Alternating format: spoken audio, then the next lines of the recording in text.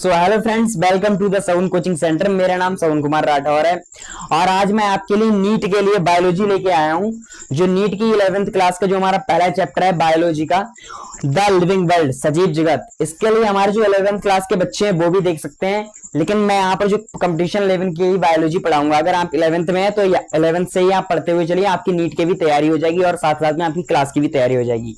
तो आज की जो बेसिक हमारी ये वीडियो होने वाली है, ये है हमारा पहला लेक्चर आज का, जो बायोलॉजी का रहने वाला, द लिविंग वर्ल्ड का। इसका हमारा पहला लेक्चर रहेगा। ये वीडियो हमारे बेसिकली 11th वाले और नीट की जो तैयारी कर ले रहे हैं उनकी तो है लिए तो है ये वीडियो, और जो अदर गवर्नमेंट एग्जाम वाले हैं, जो बच्चे तैयारी कर रहे हैं जिसमें बायोलॉजी से रिलेटेड क्वेश्चन आते हैं, उनके लिए बहुत इंपॉर्टेंट है। और अगर आप हिंदी मीडियम या सीबीएसई मीडियम से किसी भी मीडियम से हैं तो आपके वीडियो बहुत इंपॉर्टेंट होने वाली है, क्योंकि यहाँ पर कुछ भी आपको रटाया नहीं जाएगा। आपको एक एक पॉइंट, एक एक बात, एक एक वर्ड आपको समझाया जाएगा, क्योंकि आप जिस प्लेटफॉर्म पे हैं उसका नाम है सवन कोचिंग सेंटर।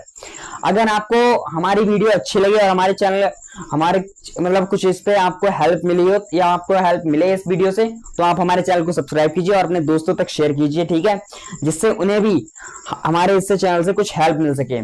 तो चलिए अपनी वीडियो को हम स्टार्ट करते हैं और पढ़ाई शुरू करते हैं। तो आज हमारा पहला चैप्टर है जो है हमारा द लिविंग वर्ल्ड।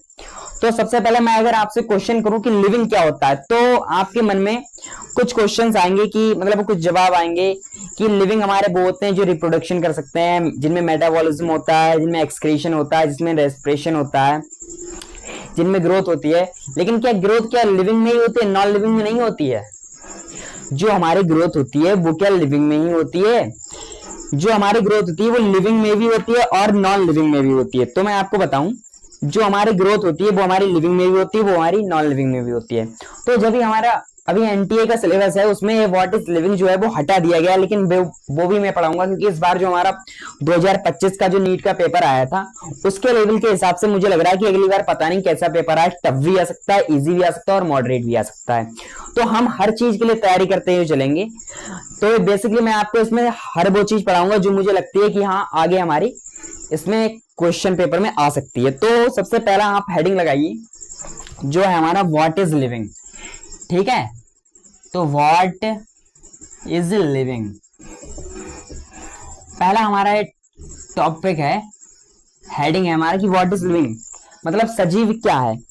तो मतलब आपके दिमाग में आएंगे कि जो रिप्रोड्यूस कर सकते हैं, रिप्रोडक्शन कर सकते हैं, रेस्पिरेशन कर सकते हैं, डाइजेशन कर सकते हैं, एक्सक्रीशन कर सकते हैं, और जिनमें सेलुलर ऑर्गेनिज्म होते हैं, ऑर्गेनेलिज होती हैं, और जिनके पास हमारे जो होते हैं सेल्फ ऑर्गेनाइजेशन होता है, और जिनके पास कॉन्शियसनेस होती है। कॉन्शियसनेस वो मैं बताऊं तो आपके पास जैसे संवेदनशील, जैसे कोई भी गर्म चीज अगर आपके लगा दी जाए तो आप हाथ डालेंगे आपको तुरंत। अगर किसी आप कोई भी गर्म चीज आपके हाथ में लगा दी जाए तो आप तुरंत हाथ हटाएंगे, तो इसे कहते हैं कॉन्शियसनेस, ठीक है।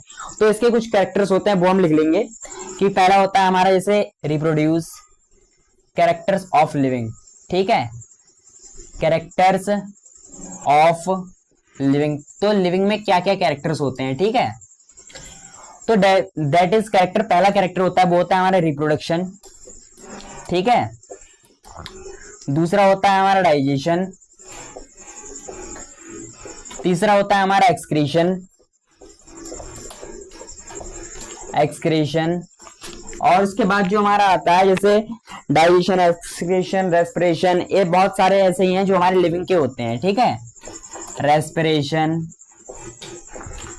और हमारा आता है कि सेल ऑर्गेनिज्म, मतलब जो हमारी सेल होती हैं, कोशिकाएं होती हैं, वो मतलब सेलुलर लेवल होता है। जो हमारे लिविंग होते हैं उनमें सेल होती है हर लिविंग में, ठीक है। तो यहाँ पर आ जाएगा हमारा सेलुलर ऑर्गेनिज्म,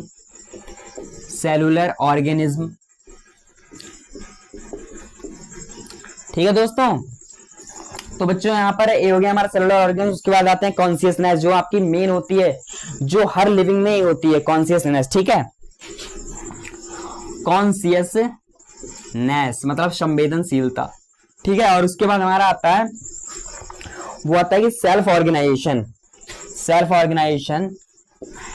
एक्सेट्रा, मतलब और भी कई चीजें ऐसी आती हैं। तो ये तो मतलब हमने जैसे सोचा, ये हमने अपने जो मतलब आम चीजें होती हैं वो हमने पढ़ ली, लेकिन अब हम पढ़ेंगे साइंटिफिक चीजें जो हमारी वैज्ञानिक लोगों ने खोजी हैं कि ये चीजें सिर्फ लिविंग में ही होती हैं। जैसे अगर मैं यहाँ पर ग्रोथ कहूँ तो ग्रोथ जो होती है वो हमारी लिविंग में भी होती है और नॉन लिविंग में भी होती है। वो कैसे होती है नॉन लिविंग में? जैसे मान लीजिए आप कहीं रेगिस्तान में गए, तो आप मतलब 1 साल पहले गए रेगिस्तान में, वहां पर एक मिट्टी का ढेला था, तो वो कुछ दिनों के बाद आप उसे देखेंगे तो वहां पर रेत आएगी, वो आकर उस पर रुक जाएगी, तो और वो धीरे धीरे बढ़ता जाएगा, उसका जो आकार है वो बढ़ता जाएगा और उसकी मतलब ग्रोथ होती रहेगी, तो वो भी तो एक ग्रोथ है। लेकिन जो हमारी नॉन लिविंग में ग्रोथ होती है वो हमारी एक्सटर्नल होती है, और हमारे जो लिविंग होते हैं उनमें ग्रोथ जो होती है वो हमारी इंटरनल और एक्सटर्नल दोनों होती है। ठीक है, तो हम कुछ मतलब जो पढ़ेंगे वो पढ़ेंगे हम कि सेलुलर मतलब जो हमारे ह्यूमन में साइंटिफिक कुछ जो होते हैं वो हमें कैसे करके क्या करने हैं। ठीक है, क्राइटेरिया कुछ पढ़ेंगे, criteria to a living on scientific method. ठीक है, क्राइटेरिया टू अ लिविंग। ठीक है, मतलब क्या क्या हमारे लिविंग में क्राइटेरियाज होते हैं। ठीक है, तो सबसे पहले होती है हमारी ग्रोथ, सबसे पहले होती है ग्रोथ, उसके बाद आता है हमारा रिप्रोडक्शन की, रिप्रोड्यूस कर सकते हैं, बच्चे पैदा कर सकते हैं अपने समान। ठीक है, उसके बाद आता है हमारा मेटाबॉलिज्म मतलब उपापचय क्रियाएं, मेटाबॉलिज्म। और उसके बाद हमारे आती है कॉन्सियसनेस, कॉन्सियसनेस। उसके बाद हमारी आता है कि सेल ऑर्गेनाइजेशन। ठीक है, सेल ऑर्गेनाइजेशन। तो हमारी ये जो ग्रोथ और रिप्रोडक्शन होते हैं कैरेक्टरिस्टिक प्रॉपर्टी ओनली होती है, जो हमारी होती है ये मतलब लिविंग में भी होती है और नॉन लिविंग में भी होती है, तो इसे हम लिख रहे हैं कि कैरेक्टरिस्टिक प्रॉपर्टीज ओनली। ठीक है, कैरेक्टरिस्टिक प्रॉपर्टी ओनली। ठीक है, और ये जो हमारी होती है ये हमारे सिर्फ लिविंग में होती है। ठीक है, इन्हें कहते हैं डिफाइनिंग प्रॉपर्टी, ये हो जाएंगे हमारी डिफाइनिंग प्रॉपर्टी। ठीक है, डिफाइनिंग प्रॉपर्टी। तो ये जो हमारी कैरेक्टरिस्टिक प्रॉपर्टी होते हैं can be property which may have exception और में also be found in non living. मतलब ये जो हमारी कैरेक्टरिस्टिक कहने का मतलब क्या है हमारा कि ये जो कैरेक्टरिस्टिक प्रॉपर्टी ओनली होती है, ये ग्रोथ और रिप्रोडक्शन ये दोनों जो होती हैं ये हमारी नॉन लिविंग में भी हो सकती है। मतलब ये एक्सेप्शन है कि हमारी ग्रोथ और रिप्रोडक्शन जो है वो नॉन लिविंग में हो सकती है और लिविंग में भी हो सकता है। ठीक है, तो हम यहाँ पर लिखेंगे कि can be property which may have, can we property which may be exception, which may be exception in और may be non living also. मतलब ये नॉन लिविंग में भी होते हैं हमारे। ठीक है, ये जो हमारे ग्रोथ और रिप्रोडक्शन होते हैं हमारे नॉन लिविंग में भी होते हैं और लिविंग में भी होते हैं। ठीक है, लेकिन ये जो डिफाइनिंग प्रॉपर्टी ये जो तीन बताई गई कि मेटाबॉलिज्म और कॉन्शियसनेस और सेल ऑर्गेनाइजेशन, ये होता है हमारे केवल लिविंग में ही होते हैं। तो ये only found in living, only found in living और not in non living, not in non living. तो ये जो कैरेक्टरिस्टिक होते हैं हमारे तीन, ये हमारे केवल लिविंग में होते हैं और नॉन लिविंग में नहीं होते हैं। ठीक है, तो ये था हमारा। उसके बाद में मैं अभी आपको इनके बारे में बताता हूं कि एक एक करके अब हम इन सारे कैरेक्टर्स के बारे में पढ़ेंगे, जैसे ग्रोथ हो गया, रिप्रोडक्शन हो गया, मेटाबॉलिज्म हो गया, कॉन्शियसनेस हो गई। ठीक है, तो सबसे पहले हम पढ़ेंगे ग्रोथ के बारे में। ठीक है, तो इतना आपने नोट कर लिया होगा, आप इतना नोट कर लीजिए। उसके बारे में हम पढ़ेंगे कि ग्रोथ के बारे में, ग्रोथ हमारी कैसे होती है, एक एक करके हमें सारे के बारे में पढ़ेंगे। ये नोट कर लिया होगा आपने। अब इसमें जो हमारा पहला हेडिंग आता है वो आता है हमारा ग्रोथ मतलब वृद्धि। ठीक है, पहला हेडिंग हम डालेंगे ग्रोथ। जो हमारी ग्रोथ होती है लिविंग में वो कैसे करके होती है और कितनी क्या क्या होती है। तो हमारी जो लिविंग में ग्रोथ होती है वो इंक्रीज हाइट होती है, वेट होते हैं, मास और लेंथ एक्सेट्रा। मतलब जैसे जो हमारी लिविंग में होती है ग्रोथ वो होती है इंक्रीज हाइट, मतलब इसमें हाइट बढ़ती है, वेट बढ़ता है, मास बढ़ता है और लेंथ जो मतलब लंबाई होती है वो भी बढ़ती है। तो हम इसमें लिखेंगे कि इंक्रीज हाइट, वेट, मास। ठीक है, इंक्रीज हाइट, वेट, मास और भी मतलब जैसे कई चीजें हैं हमारी, लेंथ एक्सेट्रा। तो ये हो गई हमारी। और जो लिविंग में होती है मतलब ग्रोथ, वो हमारी होती है इन लिविंग थिंग्स में, वो हमारी इंटरनल भी ग्रोथ होती है, इंटरनल और एक्सटर्नल दोनों होती है, ठीक है। ये जो हमारी होती है ये होती है increase in number, increase in number of cell, increase in number of cell and increase in mass, and increase in mass. कहने का मतलब क्या है मेरा कि जो लिविंग में हमारी होती है ग्रोथ, वो होती है मतलब इसमें जो हमारा नंबर ऑफ सेल होता है, सेल का जो नंबर होता है वो बढ़ता जाता है, और हमारा जो मास होता है वो भी बढ़ता जाता है, ठीक है। उसके बाद हमारा आता है यहाँ पर, मैं आपको एनसीईआरटी से पढ़ाऊंगा क्योंकि एनटीए ने खुद कह दिया है कि आप एनसीईआरटी पढ़िए, उससे बाहर कुछ नहीं आएगा, ठीक है। तो मैं उसी बुक से आपको पढ़ाऊंगा। उसके बाद हमारा आता है कि ये जो मतलब इंक्रीज इन नंबर इंडिविजुअली, मतलब नंबर जो होते हैं वो साथ साथ इंक्रीज करते हैं, इंक्रीज इन नंबर, ये जो हमारी सेल हैं, इंक्रीज इन नंबर इंडिविजुअल, ठीक है। ये साथ साथ हमारी वृद्धि करती है, मतलब बढ़ती है, इंक्रीज होती है, ठीक है। उसके बाद ग्रोथ जो होती है वो हमारी डिफाइनिंग फीचर नहीं है, जैसे मैंने अभी आपको बताया कि ग्रोथ हमारी जो होती है, यहाँ पर लिखा था मैंने कि ग्रोथ जो है वो हमारी कैरेक्टरिस्टिक है, प्रॉपर्टी है ओनली, वो हमारी डिफाइनिंग प्रॉपर्टी नहीं है, क्योंकि ये ग्रोथ जो है हमारी वो लिविंग में भी होती है, नॉन लिविंग में होती है। तो हम लिखेंगे कि growth is not a defining property, growth is not defining property in living, कि हमारी जो ग्रोथ होती है वो डिफाइनिंग प्रॉपर्टी नहीं है, ग्रोथ जो है वो लिविंग में भी होती है और नॉन लिविंग में भी होती है, ठीक है। तो सिंपल आपको इतनी बात रखनी है। और आपसे पूछे कि ये डिफाइनिंग प्रॉपर्टी मतलब क्यों नहीं है, तो आपको लिखना है यहाँ पर कि because it is been in non living, क्योंकि ये जो होती है हमारी ग्रोथ वो हमारी नॉन लिविंग में भी होती है, इसलिए इसे हम डिफाइनिंग प्रॉपर्टी नहीं कहते। तो आपको ये इतनी बात याद रखनी है, ठीक है। अब हम कुछ डिफरेंसेस देखेंगे कि मतलब लिविंग में डिफरेंस ग्रोथ कैसी होती है और नॉन लिविंग में डिफरेंस मतलब देखेंगे कि ग्रोथ कैसी होती है, ठीक है। इन्हीं में हम डिफरेंस पढ़ेंगे, अंतर। तो अगला हेडिंग हम डालेंगे कि growth in living, versus growth in non living, ठीक है। ग्रोथ इन नॉन लिविंग, ठीक है। तो जो हमारी ग्रोथ होती है लिविंग में वो होती है हमारी intrinsic in nature because of synthesis of material, मतलब जो हमारी, जैसे अभी मैं आपको बताऊं इस लाइन का कहने का मतलब क्या है कि ग्रोथ जो होती है लिविंग में वो होती है हमारी इंट्रिंसिक, मतलब अंदरूनी होती है, क्योंकि इसमें जैसे अभी मैंने आपको बताया कि नंबर ऑफ सेल बढ़ते हैं हमारे, तो ये सेल होते हैं वो तो हमारे अंदर होते हैं, बाहर तो दिखाई नहीं देते हमें अपनी आंखों से, लेकिन हम माइक्रोस्कोप से देखें तो हमें उससे दिखाई देंगे, ठीक है। तो इनमें जो होती है ग्रोथ वो होती है इंट्रिंसिक ग्रोथ, ठीक है। लिविंग में जो होती है हमारी वो होती है इंट्रिंसिक ग्रोथ, और जो नॉन लिविंग में होती है वो होती है हमारी extrinsic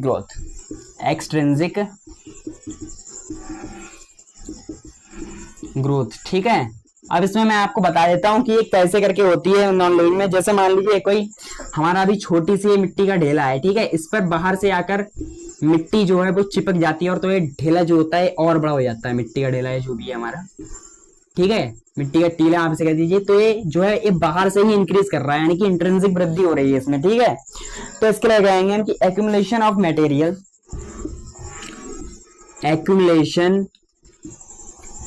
accumulation of material in outer surface, मतलब जो भी इसका ये मटेरियल होता है हमारा बाहरी सतह से आकर जुड़ जाता है, आउटर सरफेस, ठीक है। ये हो गया हमारा। और जो हमारा होता है ग्रोथ जो होती है हमारी लिविंग में वो होती है हमारी इरिवर्सिबल, मतलब जैसे एक बार जैसे होगी ग्रोथ। अच्छा आप एक बात बताइए कि जैसे एक बार अगर आप लंबे हो गए या बड़े हो गए तो क्या आप फिर से दोबारा छोटे हो जाएंगे? नहीं होंगे, ठीक है। तो यहाँ पर जो होती है वो ग्रोथ होती है वो हमारी इरिवर्सिबल होती है, कि एक ही बार होती है, ग्रोथ बार बार नहीं होती है, ठीक है। तो ग्रोथ जो होती है वो होती है हमारी इरिवर्सिबल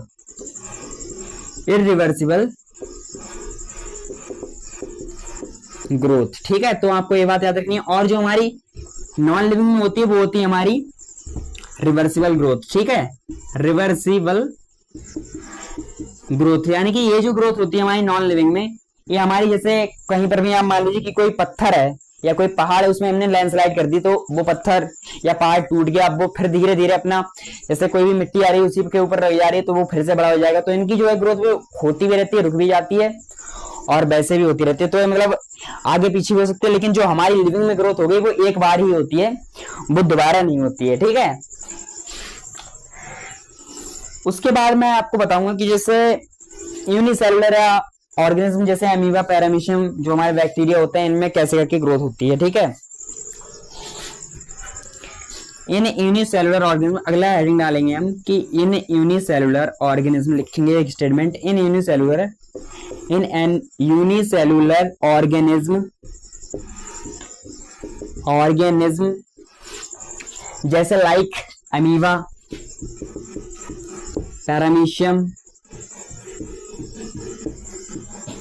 पैरामीशियम। ठीक है, अमीबा हो गया हमारा, पैरामीशियम हो गया और हमारा एक्सेट्रा और भी चीजें मान लीजिए, कुछ भी मान लीजिए आप। ठीक है, और मान लीजिए अब जैसे इनमें जो कैसे होती है हमारी ग्रोथ, वो होती है जैसे मान लीजिए ये कोई हमारी बैक्टीरियल सेल है। ठीक है, ये कोई बैक्टीरिया है हमारा दिया हुआ है। ठीक है, अब इसमें आपको पता होगा कि यहाँ पर जो होता है वो होता है हमारा बाइनरी फिजन, जिससे हमारी 2 सेल्स बनती हैं। यहाँ पर होता है बाइनरी फिजन, इसके बारे में हम cell the unit of life में पढ़ेंगे, मतलब ठीक है, जो हमारा चैप्टर है उसमें हम पढ़ेंगे बाइनरी फिजन के बारे में, उसमें पूरा लिखा हुआ। बाइनरी फिजन का मतलब अभी आप इतना समझ लीजिए कि एक सेल से 2 सेल का बनना। ठीक है, ये होता है यहाँ पर हमारा एसेक्सुअल रिप्रोडक्शन, एसेक्सुअल रिप्रोडक्शन यहाँ पर होता है सेक्सुअल रिप्रोडक्शन, और इससे हमारी जो बन जाती हैं वो हमारी 2 सेल बन जाती हैं। ठीक है, ये बन गई हमारी 2 सेल। तो increase in number of cell also which is growth, कि अगर हमारी जो सेल बढ़ रही है तो इसे भी हम ग्रोथ ही कहेंगे, कि इंक्रीज इन नंबर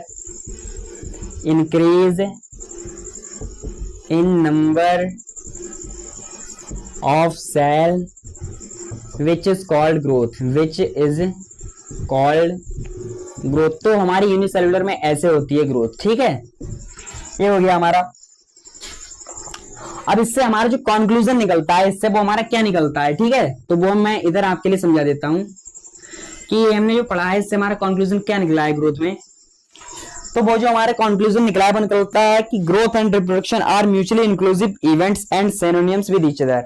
मतलब जो ग्रोथ और रिप्रोडक्शन जो होते हैं वो हमारे म्यूचुअली इंक्लूसिव इवेंट्स, मतलब जो होते हैं, जो हमारे साथ साथ जो होते हैं वो नॉन लिविंग में भी होते हैं और लिविंग में भी होते हैं। ये आपको इतनी बात याद रखनी है। ठीक है, तो कंक्लूजन जो हमारे यहां से निकला है, conclusion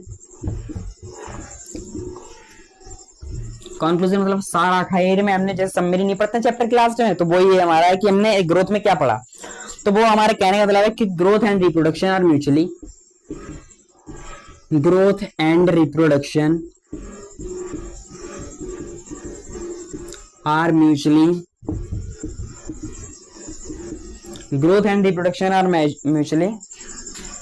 inclusive events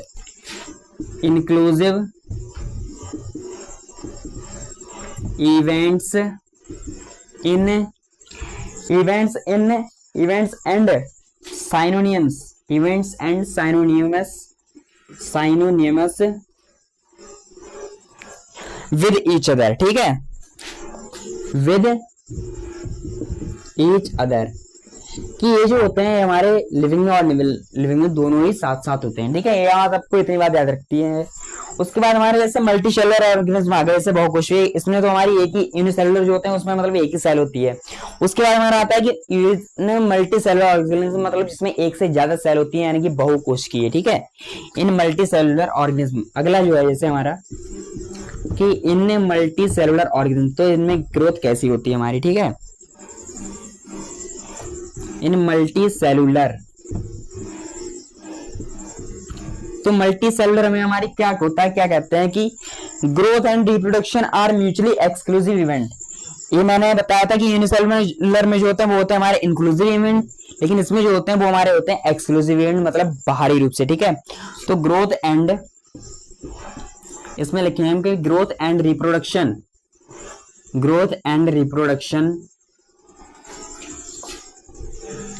are exclusive events. ठीक है, क्या मैंने अभी बताया कि ये जो होते हैं यूनिसेलुलर में वो होते हैं हमारे इंक्लूसिव, और जो मल्टीसेलुलर में होते हैं वो होते हैं हमारे एक्सक्लूसिव इवेंट्स। ठीक है, तो ये हो गया हमारा। उसके बाद मैं आपको बताऊं कि growth is also responsible for repairing. जो हमारी ग्रोथ होती है वो जैसे कोई भी हमारे सेल इंजरी हो गई, जैसे कोई एक्सीडेंट हो गया जैसे किसी व्यक्ति का, तो जैसे उसकी कोई भी सेल डैमेज हो गई तो उसके लिए ग्रोथ जो होती है वो हमारी रिपेयर भी करती है। ठीक है, तो growth is also responsible for repairing of cell. Growth is also responsible, growth is also responsible, growth is also responsible for repairing injury of cell, for repairing injury of cell। मतलब cell के लिए जो है वो हमारी growth है, वो जैसे कोई भी सेल अगर डैमेज हो गई तो उसके लिए हमारी ग्रोथ है वो उसके लिए सेल को सही कर देती है। ठीक है, तो आप इतना नोट कर लीजिए, उसके बाद हम आगे बढ़ते हैं।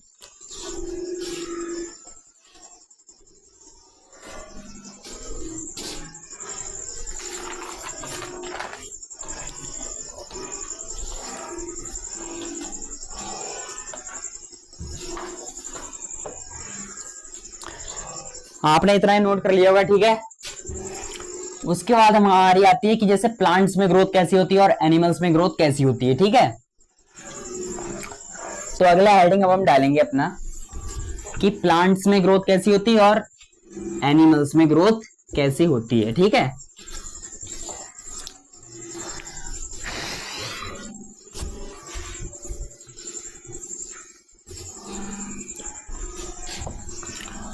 तो अगला हेडिंग है हमारा कि प्लांट्स में और एनिमल्स में ग्रोथ कैसी होती है।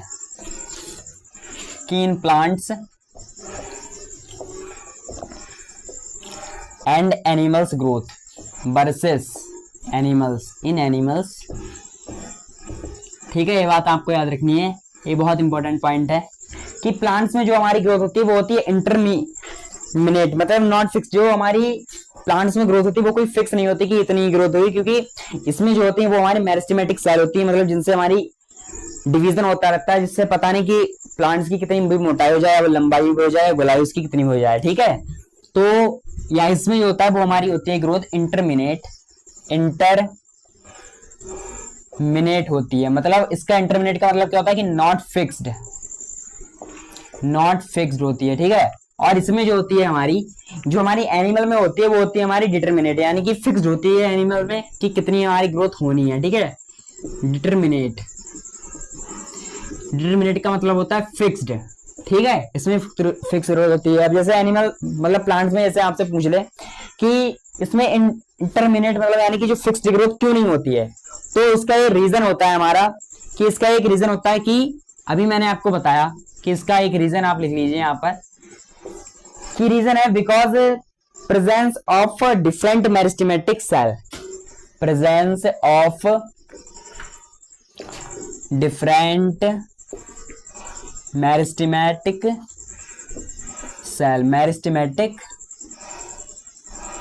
सेल, जो हमारी मेरिस्टेमेटिक सेल होती है यही इसका रीजन होता है। इसके कारण हमारी जो प्लांट्स में ग्रोथ होती है वो हमारी नॉट फिक्स्ड होती है, मतलब फिक्स नहीं होती है। ठीक है, अब उसके बाद हमारा अगला हेडिंग आता है वो आता है हमारा रिप्रोडक्शन। ठीक है, अगला हेडिंग आता है वो आता है हमारा रिप्रोडक्शन, लिविंग में रिप्रोडक्शन। ठीक है, तो रिप्रोडक्शन मतलब कैसे होता है, ग्रोथ व्हाट इज लिविंग मतलब लिविंग में कैसे, वो जो हमारा टॉपिक था अभी व्हाट इज लिविंग, उसका ये हमारा दूसरा पॉइंट है कि रिप्रोडक्शन मतलब कैसे क्या होता है लिविंग में। ठीक है, तो रिप्रोडक्शन जो मैं बताऊं ये होता है हमारा टू टाइप से इन लिविंग में, ये होता है हमारा टू टाइप से। पहला होता है एसेक्सुअल और दूसरा होता है हमारा सेक्सुअल। ठीक है, तो इनमें कुछ डिफरेंस होते हैं, वो तो आप पढ़ते ही चले जाते हैं अपने मतलब 9th 10th से, तो वो भी मैं लिखवा ही देता हूं कि जैसे सेक्सुअल जो होता है वो हमारा होता है यूनिपेरेंटल। सेक्सुअल जो होता है ये होता है लोअर ऑर्गेनिज्म में, इसमें होता है मतलब यूनिपेरेंटल। ठीक है, इनमें मतलब पेरेंट्स की जरूरत नहीं होती है, अपने आप हो जाता है, ठीक है। और ये जो होता है बाई पेरेंटल वे, अकेले पेरेंट्स कर सकते हैं, और यहाँ पर बाई पेरेंट्स मतलब यहाँ पर दो लोगों की जरूरत होती है, ठीक है, बाई पेरेंटल, ठीक है। और ये जो होता है हमारा लोअर ऑर्गेनिज्म में होता है, लोअर ऑर्गेनिज्म, ठीक है, इन लोअर ऑर्गेनिज्म, इन लोअर ऑर्गेनिज्म जो ये सेक्सुअल रिप्रोडक्शन होता है वो हमारा लोअर ऑर्गेनिज्म में होता है, और जो हमारा सेक्सुअल रिप्रोडक्शन होता है वो होता है हायर ऑर्गेनिज्म में, इन हायर ऑर्गेनिज्म में, ठीक है। ये हो गया हमारा। और ये जो होता है हमारा सेक्सुअल होता है फास्ट और सिंपल होता है, ये सेक्सुअल होता है हमारा फास्ट एंड सिंपल होता है हमारा, ठीक है। और जो हमारा सेक्सुअल होता है हमारा होता है स्लो और मतलब कॉम्प्लेक्स होता है, ठीक है, slow and complex, slow and complex, ठीक है। और इसमें जो हमारा गैमेट फॉर्मेशन होता है, इसमें जो होता है हमारा सेक्सुअल में होता है गैमेट फॉर्मेशन होता है, फ्यूजन होता है, और हमारा जाइगोट बनता है, ठीक है। तो ये भी आप पॉइंट लिख लीजिए यहाँ पर कि यहाँ पर होता है गैमेट फॉर्मेशन और फ्यूजन होता है हमारा यहाँ पर, ठीक है, और जाइगोट बनता है यहाँ पर, ठीक है। तो ये बात आपको याद रखनी है। चलिए आप इतना नोट कीजिए, तो मैं इसमें लिंक डाल लेता हूं।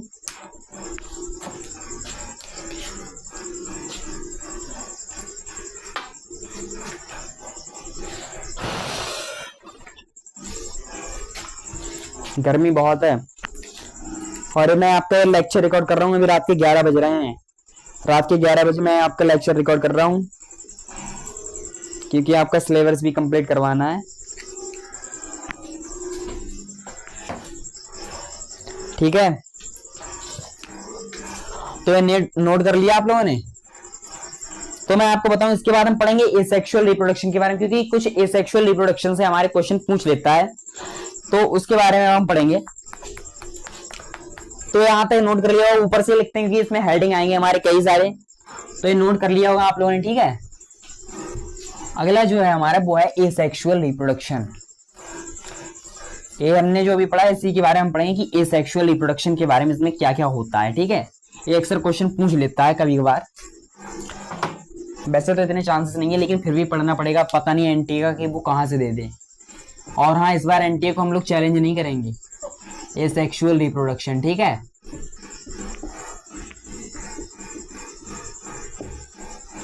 तो जो हमारा एसेक्सुअल रिप्रोडक्शन होता है उसमें क्या क्या होता है, इसमें सबसे पहले होता है हमारा बाइनरी फिजन, ठीक है। यहाँ पर कुछ हम हेडिंग लगा लेंगे अपने कि सबसे पहले आता है हमारा हेडिंग की बाइनरी फिजन, बाइनरी फिजन, ठीक है। तो बाइनरी फिजन में हमारा क्या क्या होता है, तो ये जो होता है हमारे यूनिसेलुलर ऑर्गेनिज्म में होता है। इसके एग्जांपल मैं आपको बता दे रहा हूँ, क्योंकि एग्जांपल यहाँ आपसे पूछेगा ज्यादा कर, ठीक है। तो ये होता है हमारा इन यूनिसेलुलर ऑर्गेनिज्म, यूनिसेलुलर ऑर्गेनिज्म, ठीक है। ये पूरा मैं आपको चार्ट बना दे रहा हूं, और इसमें हमारे एग्जांपल आते हैं, वो आते हैं अमीबा, पैरामीशियम,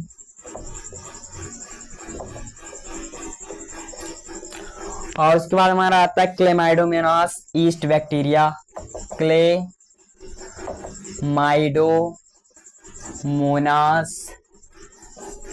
ईस्ट, और आता है हमारा बैक्टीरिया, ठीक है। तो ये हो गया हमारे, ये था हमारा बाइनरी फिजन, ठीक है।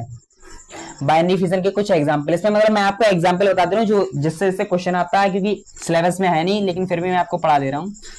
उसके बाद हमारा आता है बडिंग, ठीक है, बडिंग, इसके भी मतलब एग्जांपल पूछ लेता है एग्जाम में। बडिंग में जो हमारा आता है वो होता है हाइड्रा और ईस्ट, ठीक है, हाइड्रा और ईस्ट, ठीक है। उसके बाद हमारा आता है फ्रेगमेंटेशन, फ्रेगमेंटेशन आपने पढ़ा होगा 10th क्लास में, फ्रेगमेंटेशन, इसके एग्जांपल मैं आपको बता दे रहा हूं। फ्रेगमेंटेशन जो हमारा होता है किस किस में होता है मल्टी सेलुलर एल्गी, जैसे स्पाइरो वगैरह हो गए, तो स्पाइरो वगैरह हो गए, इलोथ्रेक्स हो गए, ठीक है, इनमें होता है मल्टी सेलुलर एल्गी, ठीक है, मल्टी सेलुलर एल्गी, ठीक है, लाइक यूलोथेरिक्स, जैसे मतलब यूलोथेरिक्स हो गए हमारा, ठीक है, यूलोथेरिक्स, स्पाइरोगायरा, रोगायरा एक्सेट्रा, ठीक है। और इसमें जैसे और भी हमारे आते हैं, जैसे राइजोपस हो गया, फंजाई हो गया, ठीक है, राइजोपस फंजाई है हमारा, ठीक है, ये जो राइजोपस है हमारा फंजाई है, और मोसेस ब्रायोफाइट मतलब, ठीक है, ब्रायोफाइट में हमारे आते हैं मोसेस, इन ब्रायोफाइट्स, ठीक है। तो ये हो गया हमारे। उसके बाद हमारा आता है रीजनरेशन, मतलब हिंदी में कहते हैं रीजनरेशन को कहते हैं हम पुनरुद्भवन, ठीक है, मतलब दोबारा से किसी का रीजनरेट होना, रीजनरेशन। ये भी आपने 10th क्लास में पढ़ा होगा, तो इसका मैं एग्जांपल आपको बता देता हूँ। ये जो हमारा होता है, ये होता है ट्रू होता है, जो होता है हमारा प्लेन एरिया में, किसमें होता है हमारा, प्लेन एरिया यानी कि वॉर्म में, ठीक है, प्लेन एरिया यानी कि वॉर्म, ठीक है। और इसके बाद लास्ट जो आता है हमारा हेडिंग, वो आता है स्पोरुलेशन, स्पोरुलेशन, स्पोरुलेशन, ठीक है, ये हो गया हमारा। तो इसके जो हमारा एग्जांपल है, ये होता है मतलब फॉर्मेशन ऑफ एसेक्सुअल स्पोर, इसमें जो होता है फॉर्मेशन होता है वो होता है एसेक्सुअल स्पोर का, formation of asexual spores, asexual spores का हमारा इसमें फॉर्मेशन होता है, जिसे मतलब कहते हैं, जैसे हो गया हमारा जैसे एल्गी, फंजाई एक्सेट्रा, ठीक है, लाइक एल्गी, फंजाई, ठीक है। तो ये हो गया हमारा। तो ये थे कुछ मतलब एसेक्सुअल रिप्रोडक्शन के एग्जाम्पल। और इसमें मैं आपको बताऊं कि रिप्रोडक्शन जो मैंने अभी आपको बताया था कि हमने यहाँ पर लिखे कुछ पॉइंट कि reproduction is not a defining feature, reproduction is not defining property, reproduction जो है वो हमारी डिफाइनिंग प्रॉपर्टी नहीं है, ठीक है। तो एक क्यों नहीं है, बिकॉज इट हैज एक्सेप्शन, क्योंकि इसके कुछ एक्सेप्शन है, बिकॉज इट हैज एक्सेप्शन, इसके कुछ एक्सेप्शन है। एग्जाम्पल लिखेंगे हम कि म्यूल और हिनी, एग्जाम्पल लिखेंगे हम कि म्यूल और हिनी, मतलब खच्चर होता है वो, मतलब खच्चर होता है वो डंकी और उसके हॉर्स की मीटिंग द्वारा बनता है, ठीक है, म्यूल और हनी हो गया। उसके बाद हमारा हो गया मतलब वर्कर हनी भी होते हैं, वर्कर हनी भी हो गए हमारे, ठीक है। और उसके बाद हमारे हो गए इनफर्टाइल ह्यूमन कपल, जो मतलब ऐसे ह्यूमन कपल जो बच्चे पैदा नहीं कर सकते हैं, ठीक है, इनफर्टाइल ह्यूमन कपल, ठीक है। तो ये था हमारा रिप्रोडक्शन। उसके बाद आप इतना कर लीजिए, उसके बाद हम पढ़ेंगे अपना नेक्स्ट टॉपिक जो है हमारा सेलुलर ऑर्गेनाइजेशन। आप इतना नोट कर लीजिए, ठीक है दोस्तों।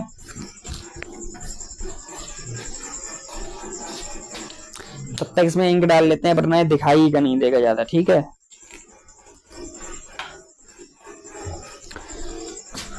नोट कीजिए आप लोग बच्चों।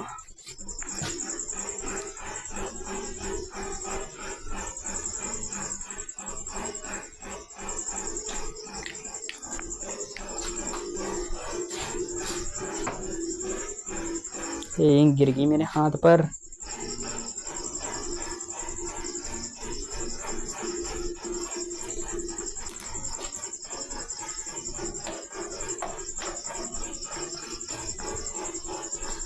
एक गिर गई मेरे हाथ पर, इसे मैं जरा पूछ लेता हूँ किसी चीज से।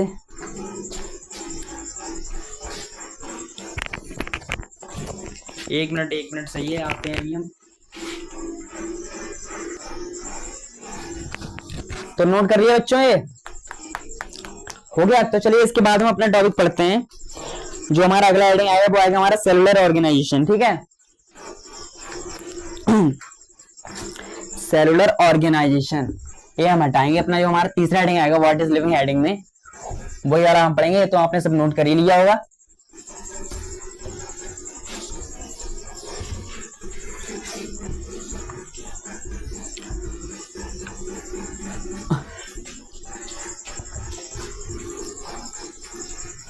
अगला जो है हमारा हेडिंग वो है हमारा सेलुलर ऑर्गेनाइजेशन, ठीक है। तीसरा जो हेडिंग है हमारा वो है हमारा सेलुलर ऑर्गेनाइजेशन। तो ये क्या होता है हमारा सेलुलर ऑर्गेनाइजेशन इन लिविंग में, ठीक है। तो पहली बात तो मैं आपको बताऊं कि ये होता है हमारा डिफाइनिंग फीचर, ठीक है। ये जो होता है हमारा होता है डिफाइनिंग फीचर लिविंग का, ठीक है, इसे हम कहेंगे डिफाइनिंग फीचर, डिफाइनिंग फीचर, ठीक है, कि ये सिर्फ जो होता है वो हमारा लिविंग में मिलता है, ठीक है, ये हो गया हमारा। उसके बाद तो मैं आपको बताऊं कि जैसे जो हमारे होते हैं, सबसे पहले जो होता है सबसे छोटा ही होता है वो होता है हमारा एटम्स। एटम से बनते हैं हमारे मॉलिक्यूल, ठीक है, एटम से बनते हैं हमारे मॉलिक्यूल, और मॉलिक्यूल से हमारा क्या बनता है, वो बनता है सब सेलुलर लेवल, सब सेलुलर लेवल, ठीक है, सब सेलुलर लेवल, ठीक है। सब सेलुलर लेवल के बाद हमारा क्या बनता है, वो बनते हैं नॉन लिविंग या फिर लिविंग, ठीक है। यहाँ पर दो ऐसे निकाल लीजिए आप कि नॉन लिविंग, नॉन लिविंग या फिर लिविंग, ये बनते हैं हमारे, ठीक है। और उसके बाद जो हमारे लिविंग होती है इससे बनते हैं हमारे सेल, लिविंग से जो हमारे बनते हैं वो बनती है हमारी सेल, ठीक है। और सेल से तो आपको पता होगा वो बनता है हमारा टिश्यू, टिश्यू से बनता है हमारा टिश्यू सिस्टम, टिश्यू से बनता है हमारा टिश्यू सिस्टम, और टिश्यू सिस्टम के बाद बनता है हमारा ऑर्गन, फिर बनता है ऑर्गन सिस्टम, ऑर्गन, फिर बनता है हमारा ऑर्गन सिस्टम, और ऑर्गन सिस्टम से हमारी बन जाती है बॉडी यानी कि ऑर्गेनाइजेशन, ऑर्गेनाइजेशन, ठीक है, ये हो गई हमारी। तो मैं आपको बताऊं जो हमारे एटम्स होते हैं यहाँ पर एटॉमिक लेवल होता है, यहाँ पर होता है मॉलिक्यूल लेवल, ठीक है।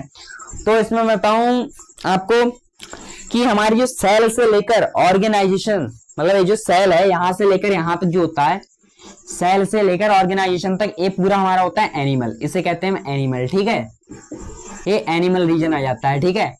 और जो हमारा मतलब टिश्यू से लेकर ऑर्गन लेवल होता है, ये जो हमारा टिश्यू है, टिश्यू से लेकर ऑर्गन लेवल होता है, होते हैं हमारे प्लांट्स, टिश्यू से लेकर ऑर्गन तक जो होता है वो होते हैं हमारे प्लांट्स, ठीक है, प्लांट्स कहते हैं जिन्हें, ठीक है। तो यहाँ आपको इतनी बात याद रखनी है, ये होता है हमारा ऐसे, ये जो सेल यहाँ पर जो बनती है हमारी, यहाँ पर होती है unicellular cell, cellular organism, cellular level होता है यहाँ पर, ये यहाँ पर जो हमारी सेल बनती है सबसे पहले वो बनती है हमारी यूनिसेलुलर, ठीक है, यूनिसेलुलर ऑर्गेनाइजेशन, ठीक है, ऑर्गेनाइजेशन, ठीक है, ये बात आपको याद रखनी है, ठीक है, ये हो गया हमारा। तो अब इसके बाद हम लिखेंगे property of tissue is not present in constituent cell but arise due to underlying interaction between them. तो ये बात पहले हम लिखेंगे property of tissue is not present in, कुछ पॉइंट्स हैं जो आपको पहले लिख देते हैं उसके बाद हम समझाएंगे। Property of tissue, property of tissue is not present in constituent cell, present in constituent cell but arise due to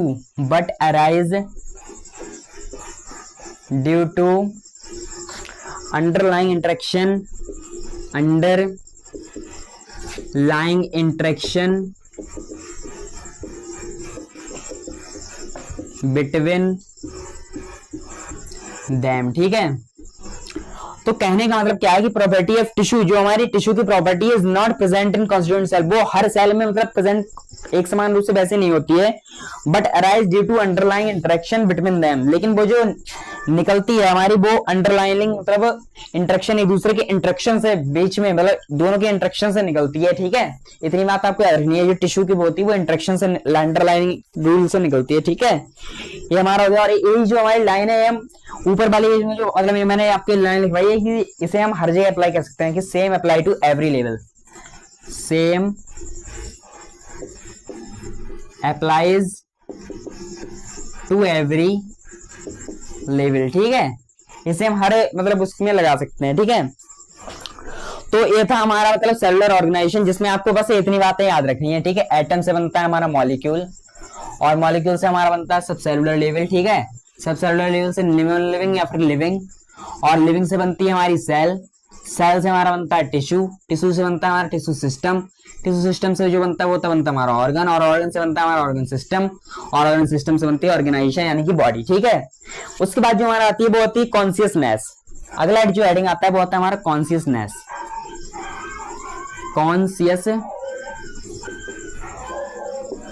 consciousness जो होता है ये हमारा होता है डिफाइनिंग फीचर होता है लिविंग का, ठीक है। ये बात आपको याद रखनी है, ये होता है डिफाइनिंग फीचर, डिफाइनिंग फीचर, ठीक है। तो इसमें क्या होता है कि इसमें हम लिखेंगे परसेप्शन ऑफ स्टिमुलस। इसमें क्या क्या आता है,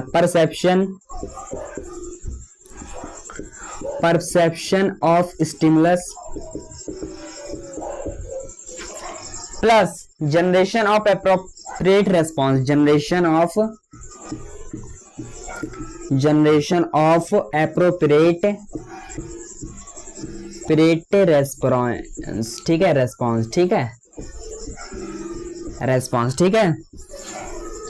तो जो हमारी कॉन्शियसनेस होती है इसमें क्या क्या आता है कि परसेप्शन ऑफ स्टिमुलस, जो स्टिमुलेशन में जो परसेप्शन होता है वो, और जनरेशन ऑफ एप्रोप्रिएट रेस्पॉन्स, जो हमारी जो जनरेशन मतलब एक होती है, जैसे अगर हम कोई भी गर्म चीज लगाते हैं तो जो हम रेस्पॉन्स देते हैं वो हमारे, इन दोनों को मिलाकर हम कहते हैं कॉन्शियसनेस, ठीक है।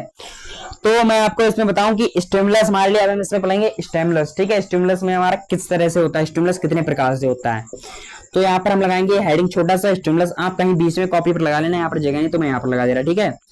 तो जो हमारा स्टिमुलस होता है वो होता है फिजिकल, जिसके मैं आपको एग्जांपल बता दें। जो हमारा फिजिकल होता है स्टिमुलस, फिजिकल, ठीक है, फिजिकल जो होता है वो उसमें होती है जरूरत हमारी लाइट की होती है, टेम्परेचर की होती है और फोटो पीरियड की होती है, कि लाइट, टेम्परेचर और फोटो पीरियड, ठीक है, फोटो पीरियड, ठीक है। उसके बाद जो हमारी आती है वो आती है केमिकल स्टिमुलस, ठीक है, केमिकल स्टिमुलस।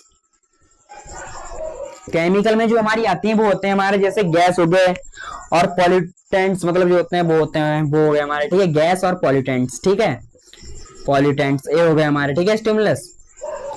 उसके बाद जो हमारी आती है वो आते हैं हमारे बायोलॉजिकल, कि बायोलॉजिकल क्या क्या होते हैं स्टिमुलस, बायोलॉजिकल। तो बायोलॉजिकल में आपके हमारे वही हो जाएंगे जैसे अदर लिविंग ऑर्गेनिज्म, जैसे ये तो सब हमारे वो हो गए। जैसे मान लीजिए कि आपका कोई भाई है या आप पढ़ रहे हैं, ठीक है, तो आपका कोई छोटी भाई या छोटी बहन है, तो जैसे उसने आपको थप्पड़ मारा, ठीक है, तो आप उसके लिए क्या रेस्पॉन्स है कि आप भी उतने ही जोर से थप्पड़ मारेंगे दूसरे, तो ये हो गया हमारा। तो आपने जैसे कोई दूसरा अदर लिविंग ऑर्गेनिज्म है, आपने उसके लिए उसकी प्रतिक्रिया दी, उसके लिए आपने इंटरेक्शन दिया, ठीक है।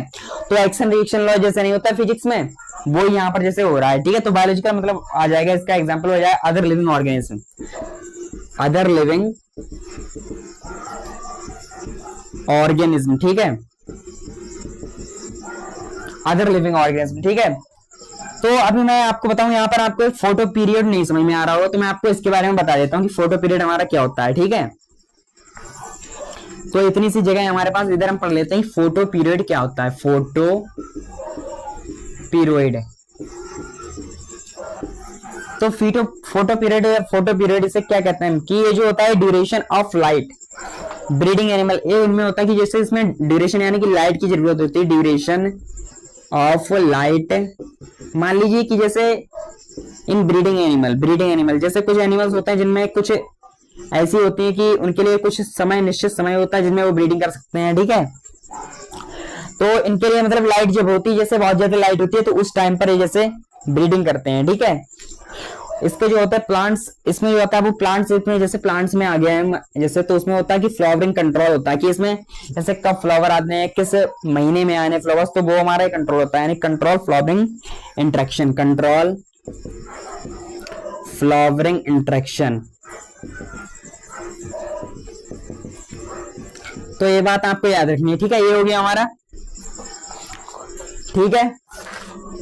उसके बाद हमारी आती है, इतना आप नोट कर लीजिए, इसके बाद हम पढ़ेंगे सेल्फ कॉन्शियसनेस, ठीक है, सेल्फ कॉन्शियसनेस। तो 44 मिनट हो गए हैं और कुछ 10 मिनट की लगभग क्लास होगी, उसके बाद आपका लेक्चर एंड हो जाएगा, ठीक है। तो जल्दी से हम पढ़ते हैं कि सेल्फ कॉन्शियसनेस क्या होता है।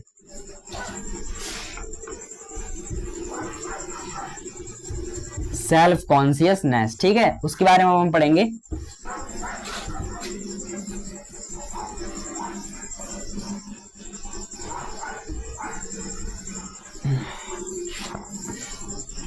नोट तो कर ही लिया होगा आपने, आप वीडियो को पॉज कर दिया कीजिए, ठीक है। तो जो यहाँ पर है हमारा वो आएगा अगला हेडिंग, वो आएगा हमारा सेल्फ कॉन्शियसनेस, ठीक है।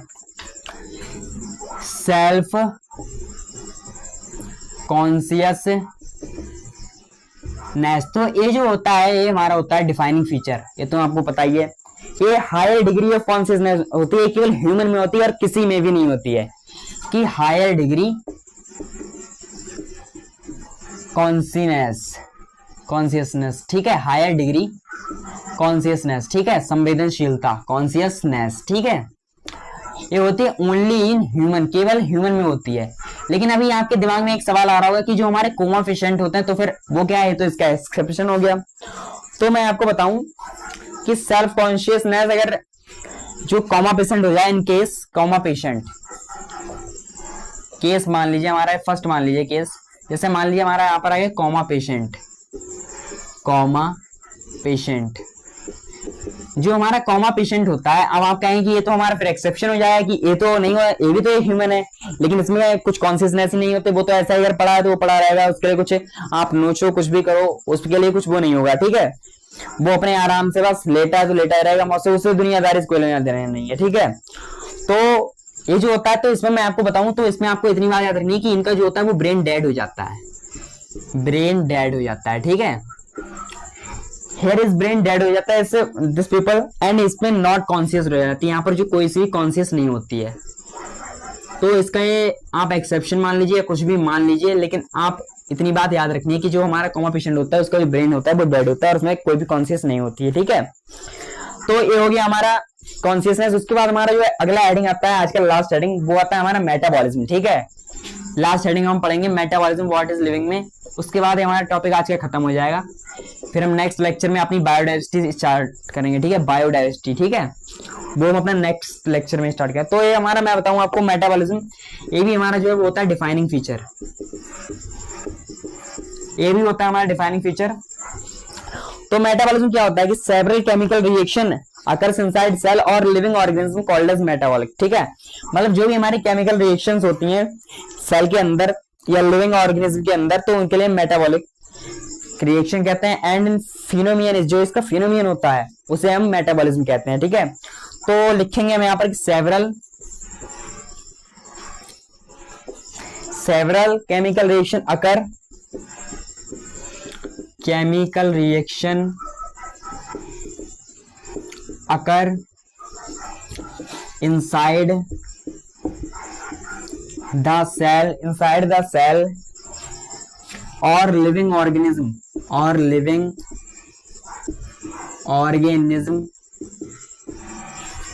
called as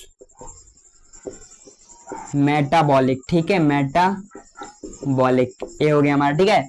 तो इसे हम मेटाबॉलिक कहते हैं। And it's phenomenon is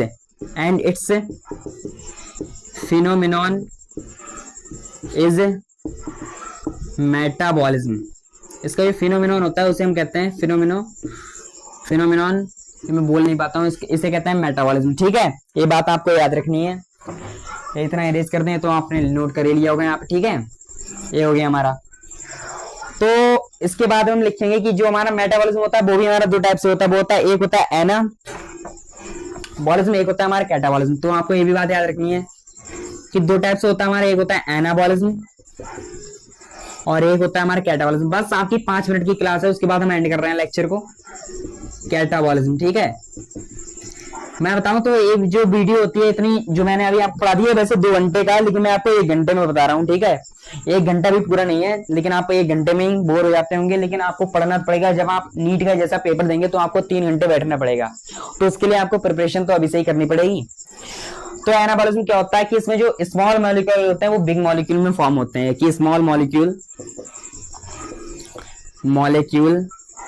form होते हैं हमारे बिग मॉलिक्यूल में, ठीक है, बिग मॉलिक्यूल, ठीक है।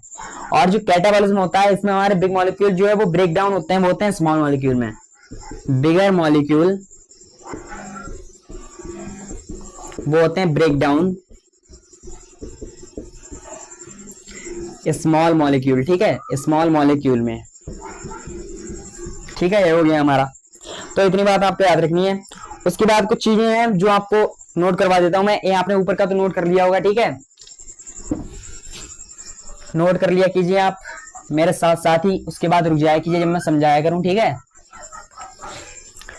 उसके बाद जो हमारा आता है वो आता है जैसे कि मेटाबॉलिज्म क्या है, वो ड्राइवन बाय, ये हमें मतलब किसने दिया था, मेटाबॉलिज्म जो होता है इससे क्या होता है, इसका कॉन्सेप्ट क्या है, मेटाबॉलिज्म कॉन्सेप्ट, इसे जो होता है वो ड्राइवन बाय वो बायोलॉजिकल एंजाइम जो होता है ड्राइव करते हैं, इसे मतलब इसके कैसे करके होता है उनके लिए ड्राइवन बाय बायोलॉजिकल एंजाइम द्वारा ये पूरा होता है, बायोलॉजिकल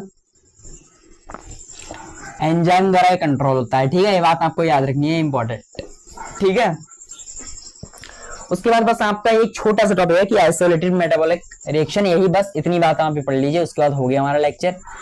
आइसोलेटेड मेटाबॉलिक रिएक्शन, तो ये हमारी रिएक्शन क्या होती है आइसोलेटेड में, आइसोलेटेड का मतलब क्या होता है, अकेले, मतलब एकांत। ठीक है, तो metabolic reaction can be perform in cell free system, की जो हमारी मेटाबॉलिज्म रिएक्शन होती है, metabolism reaction can be perform in free, can be perform in free. अभी मैं इसमें जरा थोड़ी सी इंक डाल लेता हूं वरना आपको क्लियर नहीं दिखाई देगा।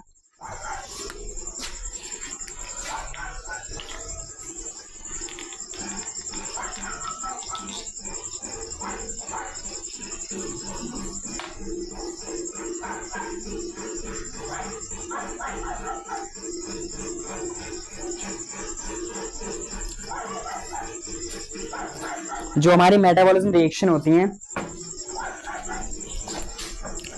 वो can be free, can be perform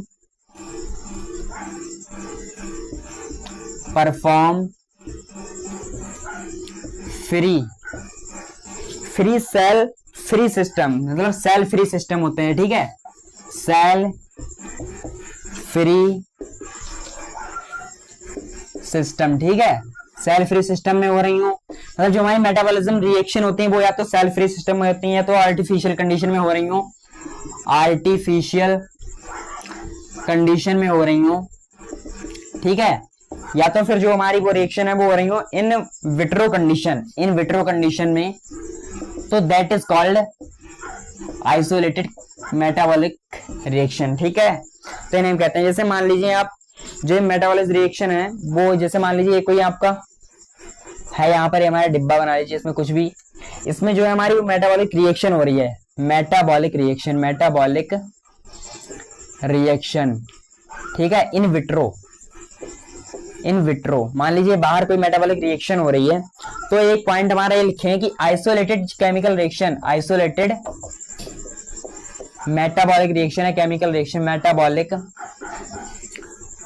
reaction जो ये जो हमारा है आइसोलेटेड मेटाबॉलिक रिएक्शन की is neither a living thing nor non living thing but surely a living reaction. ठीक है, इसमें लिखेंगे हम is neither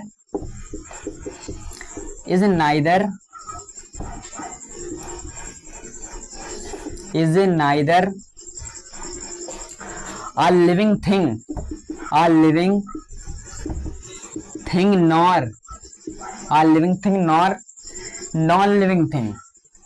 nor non-living thing but surely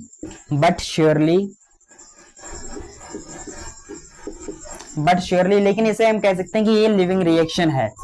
मतलब जो जैसे मान लीजिए कोई भी रिएक्शन है वो हमारी बाहर हो रही है, किसी भी जैसे पात्र में हो रही है, किसी भी परखंडी या टेस्ट ट्यूब में हो रही है हमारी, वो अगर बाहर हो रही है तो हम उसे लिविंग नहीं कहेंगे, लेकिन वो जो हमारी रिएक्शन हो रही है उसे हम कहेंगे लिविंग और रिएक्शन। तो वहां पे एक पॉइंट लिख लीजिए नोट करके, बस हमारा लेक्चर यहाँ पर एंड हो जाएगा। नोट करके आगे हमारा एक पॉइंट लीजिए कि ऑल लिविंग ऑर्गेनिज्म, जो इस चैप्टर में दे रखा है कि all living organism,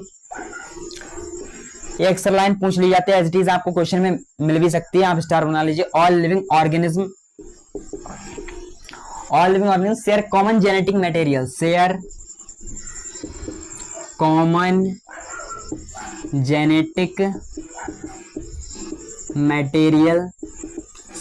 genetic material but to varying